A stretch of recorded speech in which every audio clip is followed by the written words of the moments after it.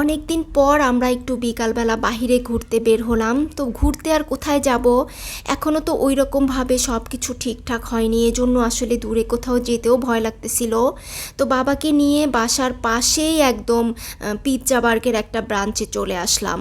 আর বাসায় থাকতে থাকতে কয়েকদিন থেকে এত পরিমাণ বোর লাগতেছিল, মনে হচ্ছিল যে কোথাও থেকে ঘুরে আসি। তো এই যে বাসার পাশেই একদম, আমার বাসা থেকে মাত্র 10 মিনিট লাগে এই পিৎজা বার্গের এই ব্রাঞ্চটাতে আসতে। তো এখানে আসলাম। রোজার মধ্যে আমরা খিলগা ব্রাঞ্চের পিৎজা বার্গের গিয়ে তারপর হচ্ছে ফেরত আসছিলাম, মানে ইফতার করার প্ল্যান ছিল আমাদের। ইফতারের কিন্তু অনেক আগেই আমরা পিৎজা বার্গের ব্রাঞ্চে গিয়ে দেখি যে এত পরিমাণ মানুষ, মানে কি বলবো আর, একটা টেবিলও খালি ছিল না আমাদের, আমরা যে বসে ইফতার করব এই রকম।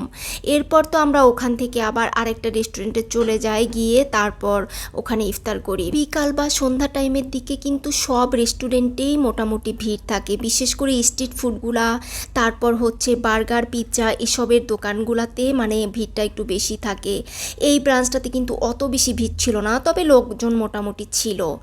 আমরা এসে কিছুক্ষণ বসার পর বাবাকে কিছু পিক তুলে দেই, আমি কিছু পিক তুলি, এরপর বাবার পছন্দের যে পিৎজাটা সেইটা আমরা অর্ডার করি। যাই হোক, 10 মিনিটের কথা বলে যে রেডি হতে হতে 10 মিনিট লাগবে, বাট 10 মিনিটের বেশি কিন্তু ওভার হয়ে যায়। আমাদের মিনিমাম 25 থেকে 30 মিনিট আর কি পিৎজাটা আসতে সময় লাগে। আর এই সময়টুকুতে আমরা দুবোন মিলে বসে বসে গল্প করলাম।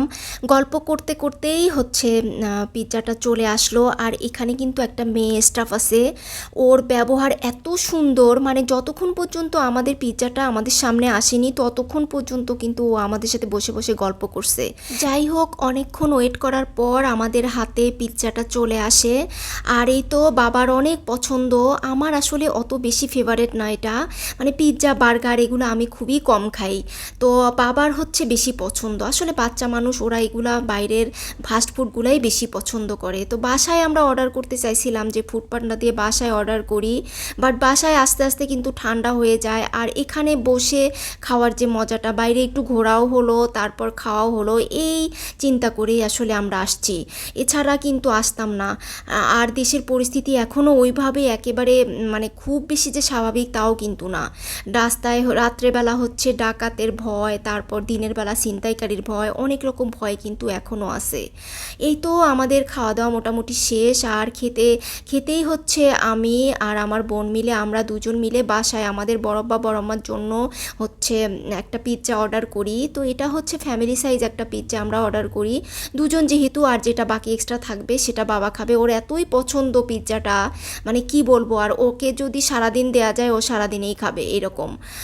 এরপর হচ্ছে আমাদের তো 25 মিনিটের কথা বলছে, বাট 25 মিনিটের বেশি কিন্তু টাইম লাগছে আমাদের মানে পার্সেলটা আসতে। এরপর আমরা একটা কফি অর্ডার করি, কফি খেয়ে তারপর হচ্ছে মানে বসে তো সময় আর কাটতেছিল না। এরপর কিছুক্ষণ টিভি দেখি, গল্প করি, তারপর একটু বাবার সাথে আমি আবার বসে বসে দুষ্টামি করলাম অনেকক্ষণ, যে কি করব এতক্ষণ টাইম তো কাটতেছে না। এরপর আবার মেয়েটাকে বললাম যে আমাদের পার্সেলটা একটু তাড়াতাড়ি দিয়ে দেন, সন্ধ্যার আগেই আমরা বাসায় যাব, মানে খুব বেশি আর কি লেট করব না।